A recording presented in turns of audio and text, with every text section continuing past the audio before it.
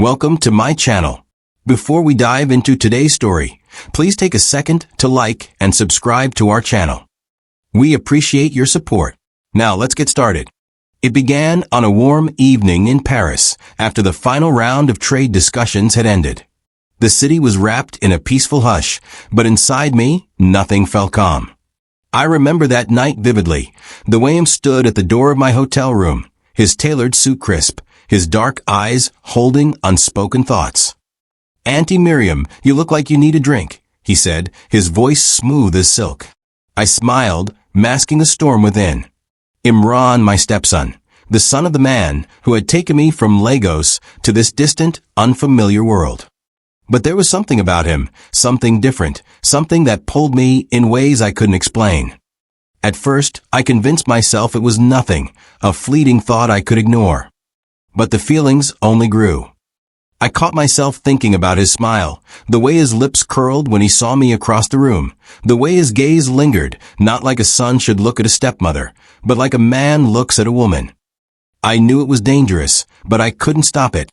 That night, after a few drinks, the air between us shifted, thick with tension. His eyes locked onto mine, and in that moment, I knew we were about to cross a line that couldn't be undone. "Let's take a walk," he murmured, his voice low and daring. Outside, the night was crisp, the city lights flickering like distant stars.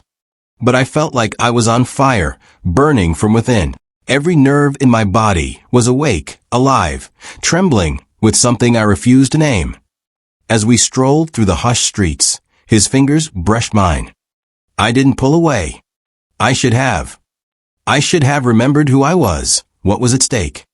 But instead, I let the moment carry me. "Miriam," he said again, his voice softer this time. "Why do? You always call me Imran, like I'm just your stepson. Don't you see me as something more?" His question lingered in the air, like smoke from a dying flame. I had no answer. How could I admit that the boy who once looked up to me was now a man who made my heart race in ways it shouldn't? The distance between us vanished. His lips grazed my ear, sending a shiver down my spine.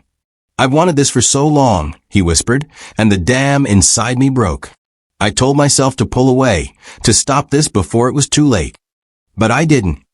When his lips finally met mine, it was hesitant at first, a test. He was waiting for me to reject him, but I didn't. I leaned into the kiss, my hands gripping his shirt as though I was holding on to the edge of a cliff. By the time we pulled apart, breathless, something irreversible had taken place. "What happens now?" he asked, his voice husky with emotions neither of us could name. I wanted to run. I wanted to pretend this had never happened. But instead, I reached for him again, knowing there was no turning back. The morning light was unforgiving, exposing the reality I had tried to ignore. My eyes fluttered open to the weight of Imran's arm draped over my waist, his body warm against mine. Panic gripped me. What have I done? My husband, Samir Swak, was miles away, occupied with critical negotiations back in Abuja, oblivious to the betrayal unraveling in his own home. I sat up slowly, careful not to wake Imran, but as I moved, his grip tightened, his touch possessive. "Miriam," he murmured, his voice thick with sleep. "What happens now?" I exhaled shakily, my hands trembling as I reached for my clothes. "This was a mistake," I whispered. My voice barely audible, he sat up, watching me with eyes that held something unsettling, something deeper than just desire. "A mistake," he echoed, his tone unreadable. I couldn't meet his gaze.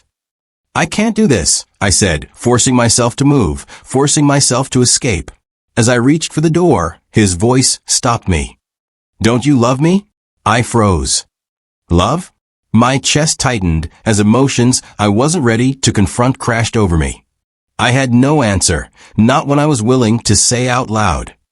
"I don't know," I admitted finally, my voice cracking. "But I can't keep doing this." And then I walked away. The hallway felt endless, each step dragging me deeper into regret. By the time I reached my own hotel room, I collapsed onto the bed, burying my face in my hands. Tears finally fell. This wasn't just about me anymore. It was about the choices I had made, the lies I had told, and the home I had built on a foundation that now felt like sand, slipping between my fingers. Later that evening, I called Samir. He answered on the first ring, his voice warm, reassuring. But this time, it only deepened my guilt. "Miriam," he said, sensing the hesitation in my silence. "What's wrong?" I swallowed hard. "I need to tell you something," I said, my voice shaking. "Something I regret deeply." Silence. And then softly, "I'm listening." My hands trembled, but I knew there was no escaping this. I had to face the truth. "I made a mistake," I admitted, my voice breaking. The weight of my confession was suffocating, but in that moment, I realized something. My love for Samir was worth more than a fleeting temptation. It wasn't easy telling the truth. Truth never is. But it was the first step in reclaiming the life I had nearly destroyed. As I ended the call with Samir, a suffocating silence settled around me. The weight of my confession hung in the air, its consequences looming like a storm on the horizon. I expected him to react immediately, to demand answers, to yell, to curse me for what I had done. But instead, there was only silence.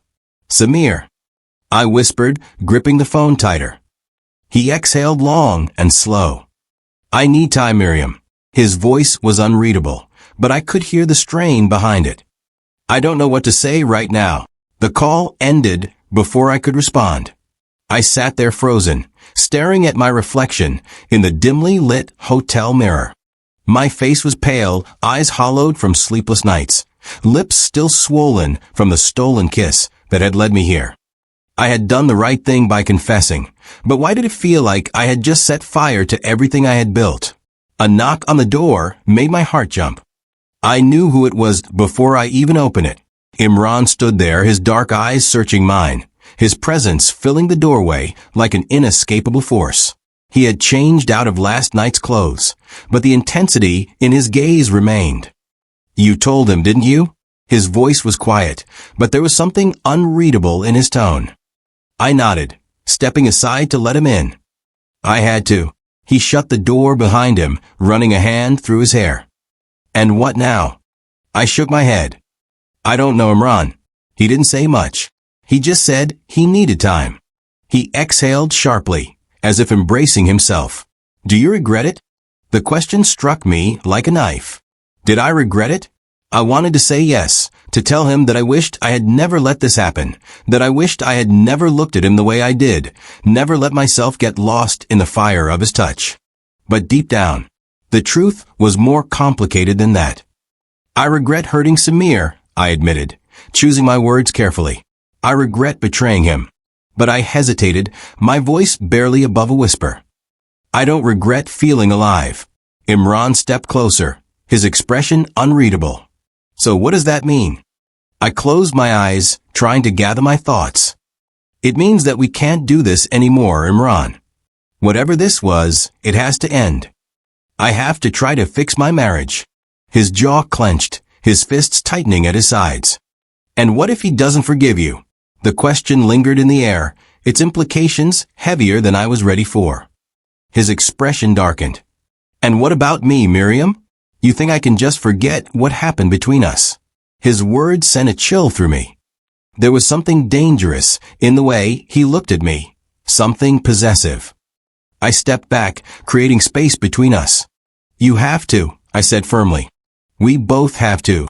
For a moment, neither of us spoke. Then, without another word, Imran turned and walked out, slamming the door behind him. For the next 2 days, I barely left my hotel room. I avoided Imran, ignored his calls, and spent my time waiting for Samir to call, to tell me what he had decided. When my phone finally rang, my heart nearly stopped. "Miriam," his voice was steady, but there was an unfamiliar edge to it. "Samir, please," I started, but he cut me off. "I've thought about what you told me," he said slowly, "and I need to see you in person." I swallowed hard. "When?" "I'm flying to Paris tomorrow." I closed my eyes, bracing myself for the inevitable. "Okay, we'll talk then." The call ended.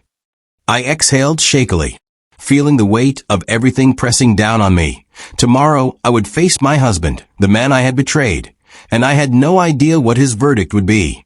That night, unable to sleep, I left my room to take a walk. The hotel corridors were quiet, the air thick with an unsettling stillness. As I stepped into the lobby, a voice stopped me in my tracks. Couldn't sleep. I turned sharply. Imran sat in one of the leather chairs by the bar, a drink in his hand. His gaze was unreadable, but there was something in his eyes that sent a shiver down my spine. There was something different about him now, something darker. "You should go to bed," I said firmly. "We both should." But as I turned to leave, he grabbed my wrist, not hard, but firm enough to make my breath hitch. "Tell me one thing, Miriam," he murmured, his voice dangerously soft. "If he doesn't forgive you, will you come back to me?" My chest tightened. "Imran, please, just answer me." I swallowed hard, forcing myself to meet his gaze. "No." His grip loosened, his expression unreadable. Then, without another word, he turned and walked away, disappearing into the shadows of the hotel. A chill ran down my spine.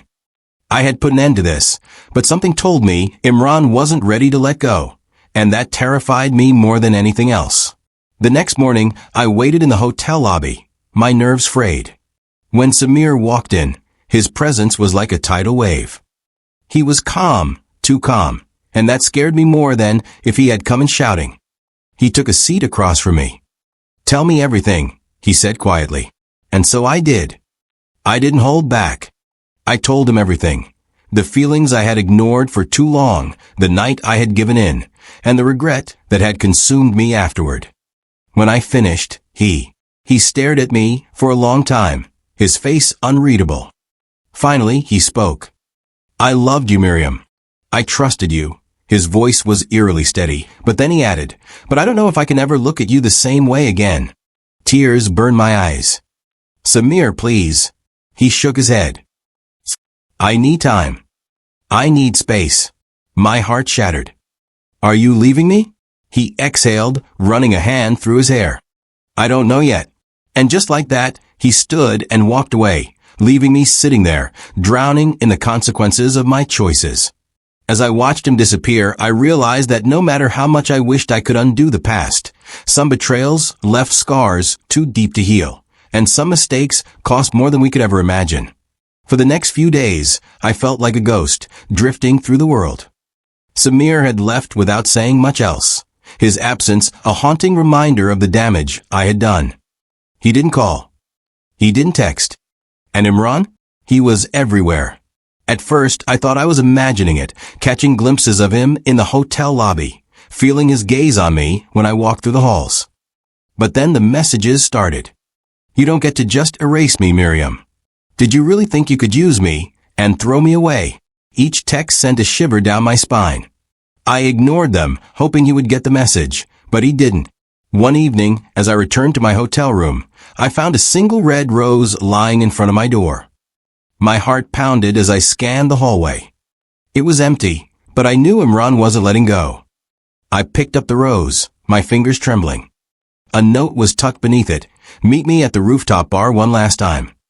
A part of me wanted to throw it away, to pretend it wasn't happening, but another part knew that if I didn't face him now, this would never end. So I went. The rooftop bar was quiet, the city lights twinkling in the. Imran stood near the railing, a glass of whiskey in his hand. He didn't turn as I approached. "You came," he said, his voice smooth but edged with something colder. I crossed my arms. "This has to stop, Imran." He finally looked at me, his dark eyes burning with something unsettling. "Does it? You think you can just walk away from this like it never happened?" I swallowed hard. It was a mistake. His jaw clenched. A mistake. He stepped closer, his gaze locked onto mine. "I don't believe that. I saw the way you looked at me. I felt the way you responded to me." I took a step back. "I was lost, but I've made my choice. I have to fix my life." Imran let out a bitter laugh. "Fix your life with him?" He scoffed. "You think Samir will ever look at you the same way again? You think he'll forgive you?" I didn't answer because deep down I wasn't sure. He took another step toward me.